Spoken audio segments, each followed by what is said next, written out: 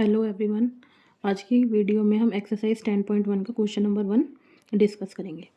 Get the algebraic expressions in the following cases using variables, constants and arithmetic operations. तो हमें इस question में क्या करना है, कुछ पार्ट्स हमको दिए हुए हैं, कुछ स्टेटमेंट्स दी हुई हैं हमें, उनके अकॉर्डिंग हमें एल्जेब्रिक एक्सप्रेशंस बनाने हैं। अब ये जो एल्जेब्रिक एक्सप्रेशंस होते हैं ये क्या होते हैं? तो जो एल्जेब्रिक एक्सप्रेशंस होते हैं ये sum total of variables, constants and arithmetic operations. जो एक एल्जेब्रिक एक्सप्रेशन होता है वो वेरिएबल, कांस्टेंट और अरिथमेटिक ऑपरेशंस को जोड़कर बनाया जाता है। तो वेरिएबल्स क्या होते हैं? वेरिएबल्स कुछ सिंबल्स होते हैं जिन्हें ज़्यादातर हम अल्फ़ाबेट से डिनोट करते हैं, जैसे कि X, Y, T, M, S. कोई भी अल्फ़ाबेट हो सकता है जिससे हम वेरिएबल को डिनोट करते हैं, और इनकी कोई भी फिक्स्ड वैल्यू हमें पता नहीं होती। इनकी जो वैल्यू होती है वो अननोन होती है, अननोन वैल्यू। और जो कांस्टेंट्स होते हैं, कांस्टेंट की कोई नंबर होता है जिसकी एक फिक्स्ड वैल्यू होती है, फिक्स्ड वैल्यू जो कि वैल्यू हमें मालूम होती है, जैसे 7, 8, 100, 12। कोई भी नंबर हो सकता है, वो कांस्टेंट होता है। और अरिथमेटिक ऑपरेशंस क्या होते हैं? 4 तरह के: addition, subtraction, division, multiplication. Plus, minus, divide और मल्टीप्लाई, ये 4 हमारे ऑपरेशंस होते हैं। अब वेरिएबल्स, कांस्टेंट्स और इन ऑपरेशंस को मिलकर जो बनता है उसे बोलते हैं एल्जेब्रिक एक्सप्रेशंस। तो ये एल्जेब्रिक एक्सप्रेशंस इस क्वेश्चन में हमको बनाने हैं। हमें केसेस दिए हुए हैं, इस केस को पढ़कर इसके अकॉर्डिंग हम बनाएंगे। तो अब केस 1 जो है उसमें लिखा है subtraction of z from y। अब सब्ट्रैक्शन क्या है? सब्ट्रैक्शन का मीन मतलब है माइनस। तो हमें ये तो पता चलेगा कि माइनस हो रहा है, लेकिन माइनस क्या हो रहा है? तो सब्ट्रैक्शन ऑफ z का सब्ट्रैक्शन हो रहा है, मतलब z माइनस हो रहा है। किस में से माइनस हो रहा है? फ्रॉम y में से z माइनस हो रहा है। तो इसका एल्जेब्रिक एक्सप्रेशन बनेगा y माइनस z। तो इस वाले केस में हमारा एल्जेब्रिक एक्सप्रेशन निकल कर आया है y माइनस z, मतलब subtraction of z from y। तो ऐसे क्वेश्चन में हमें कुछ टर्म्स पर ध्यान देना है, जैसे फ्रॉम, बाय, इटसेल्फ। जहाँ पर ये वर्ड्स आते हैं इन पर हमें थोड़ा ज़्यादा ध्यान देना है। अब हम केस 2 देखते हैं। तो केस 2 में लिखा है 1/2 of the sum of numbers x and y। अब 1/2 हो रहा है, 1/2 मतलब 1/2 का मतलब हाफ ही है, हाफ मतलब 1/2। 1/2 of the sum means plus. किसका sum? Sum of numbers x and y का, मतलब x और y के सम का हाफ। तो ये कैसे लिखेंगे हम? 1/2। तो पहले लिखते हैं 1/2। अब 1/2 किसका? तो 1/2 है sum of numbers x and y। x and y कोई नंबर्स है, मतलब वेरिएबल्स है, हमें नहीं पता इसकी वैल्यू क्या है, लेकिन उसने बोला यही नंबर्स है x और y। इसका सम का 1/2, तो इसका हम सम कर देंगे। अब इसको रीड करके देखते हैं। तो half of sum of x plus y, तो यही हमारा केस था। इसका एक्सप्रेशन ये बन गया। अगर हम चाहें तो इसको ऐसे भी लिख सकते हैं, हाफ x प्लस वाई। इस ब्रैकेट का मतलब ही है कि ये आपस में मल्टीप्लाई हो रहा है।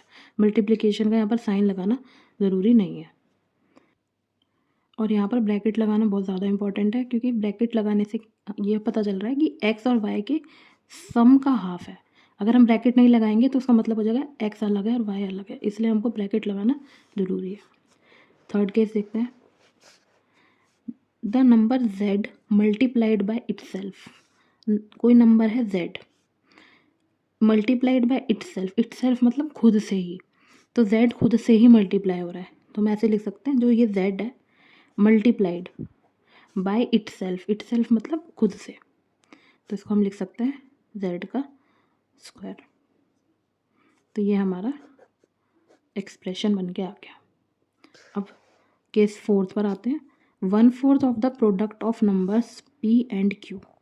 1/4 किसी भी चीज़ का कैसे करते हैं? 1/4 से मल्टीप्लाई करके। अब लिख लेते हैं 1/4 किसका? 1/4 of the product means multiplication. Product of numbers p and q, मतलब p एंड q के प्रोडक्ट का, p एंड q के प्रोडक्ट का 1/4। तो p एंड q का प्रोडक्ट क्या हो गया? p multiplied by q। इसको हम कैसे लिख सकते हैं? 1/4 पी क्यू।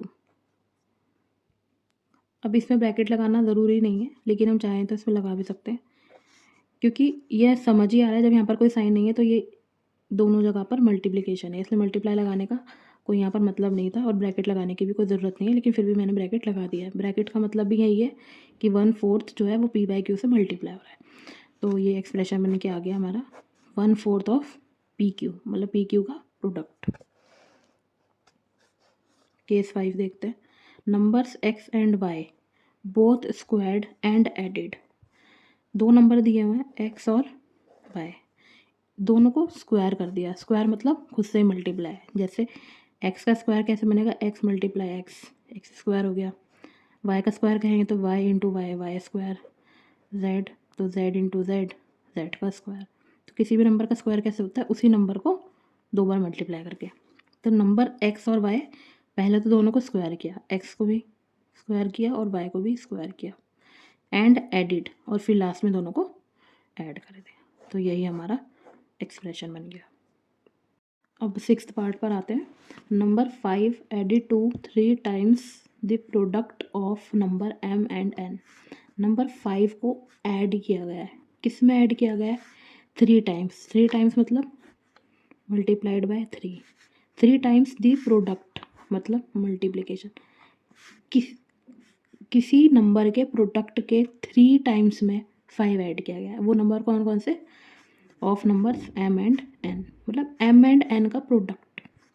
तो m एंड n का प्रोडक्ट कैसे करेंगे, m को n से m और n को मल्टीप्लाई करके आपस में। तो ये तो हमने कर दिया। Number 5 added to 3 times. अब इसका भी 3 टाइम्स करना है, तो किसी भी 3 नंबर का, किसी भी चीज़ का 3 टाइम करने के लिए उसको 3 से मल्टीप्लाई करेंगे। तो क्या 3 सिर्फ m के साथ मल्टीप्लाई कर रहा है या सिर्फ n के साथ कर रहा है, नहीं, 3 times he product of numbers m and n, मतलब पूरे प्रोडक्ट के साथ, मतलब पूरे m मल्टीप्लाई n के साथ इसका 3 टाइम्स करना है हमको। जैसे मैं बोलूँ z लिखा है मैंने, z का 3 टाइम्स करना है तो 3 से मल्टीप्लाई कर दो, कह सकते हैं आगे 3 लगा दिया हमने, या फिर ऐसे कह सकते हैं z मल्टीप्लाई 3z। या फिर मैं बोलूँ मुझे y का 3 टाइम्स करना है तो 3y हो गया, 3 इंटू वाई किया 3y हो गया। या मैंने बोला कि मुझे s लिया मैंने, इसका 10 टाइम्स करना है तो s को 10 से मल्टीप्लाई कर दिया तो 10s हो गया। तो जितने भी टाइम्स हमें करना है उस नंबर से मल्टीप्लाई कर देते हैं। 3 टाइम्स करना था तो 3 से आगे मल्टीप्लाई कर दिया ब्रैकेट लगा के, क्योंकि पूरे के साथ पूरे का ही 3 टाइम्स है। इसमें नंबर 5 ऐड हुआ है इसके अंदर, तो इसमें नंबर 5 को कर दिया हमने ऐड इस पूरे के साथ, इस पूरे एक्सप्रेशन के साथ 5 ऐड हुआ। तो फाइनल एक्सप्रेशन हमारा ये बनकर आ गया। इसको हम और सॉल्व करना चाहें तो, क्योंकि मल्टीप्लाई है, तो 3mn हो गया प्लस 5, ये फाइनल एक्सप्रेशन हो गया। 7th पार्ट देखते हैं। Product of numbers y and z subtracted from 10। Product मतलब मल्टीप्लिकेशन किसका, y और z का। पहले प्रोडक्ट करा फिर उसको सब्ट्रैक्ट करा, किस में से, सब्ट्रैक्टेड फ्रॉम 10। 10 को सब्ट्रैक्ट नहीं करा प्रोडक्ट में से, प्रोडक्ट को 10 में से सब्ट्रैक्ट करा है। तो लैंग्वेज पर ध्यान देना ज़्यादा ज़रूरी है। Product of numbers y and z subtracted from 10, मतलब 10 में से सब्ट्रैक्ट हुआ है। तो पहले y और z का हम प्रोडक्ट कर लेते हैं, तो इसको करेंगे y मल्टीप्लाई z। अब इस पूरे प्रोडक्ट को हमें सब्ट्रैक्ट करना है फ्रॉम 10, 10 में से, तो 10 को पहले लिखा जाएगा।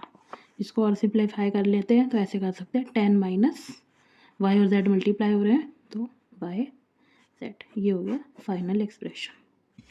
अब लास्ट केस देखते हैं। Sum of numbers a and b subtracted from their product. मतलब एडिशन, a और b को ऐड करके सब्ट्रैक्ट करा गया, किस में से किया गया, फ्रॉम देयर प्रोडक्ट, उन्हीं के प्रोडक्ट में से, मतलब multiplication. Sum of numbers a and b, पहले सम कर लेते हैं a plus b, subtracted from, इस पूरे a प्लस बी को, मतलब पूरे सम को सब्ट्रैक्ट किया गया, किस में से सब्ट्रैक्ट किया गया, फ्रॉम देयर प्रोडक्ट, इनके खुद के ही प्रोडक्ट में से, मतलब a मल्टीप्लाई बी में से ए प्लस बी सब्ट्रैक्ट किया गया। तो इसको सॉल्व करेंगे तो ये तो हो जाएगा A B minus A plus B.